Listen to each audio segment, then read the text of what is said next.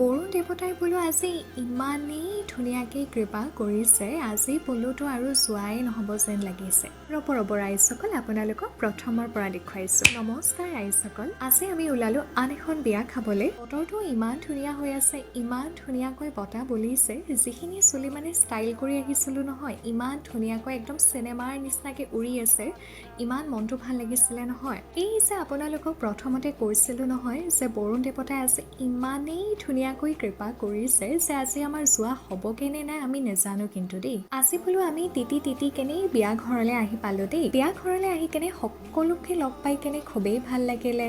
আইতা, ককা, খুৰা, খুৰীমা লগতে ভণ্টি কেইজনীকো লগ পাই কেনে খুবেই ভাল লাগিলে।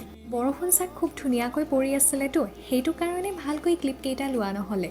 সেইটো কাৰণে মই মনৰ ভাষাৰে আপোনালোকক কৈ দিছোঁ, আপোনালোকেতো বুজি পাবই ন। তাৰ পিছলৈ আহিলোঁ আমি খাবলৈ। ইয়াতে ইমানেই ধুনীয়া লাগিছে নহয়, কি কাৰণে ধুনীয়া লাগিছে আপোনালোকক কৈছোঁ।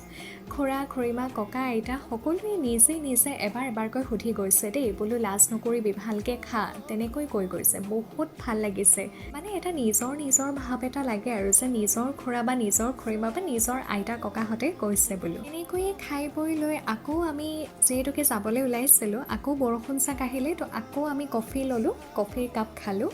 তাৰ পিছলৈ বৰষুণ কমাৰ পিছত আমি যাবলৈ ল'লোঁ। আজিলৈ ইমানেই দেই, আকৌ লগ পাম।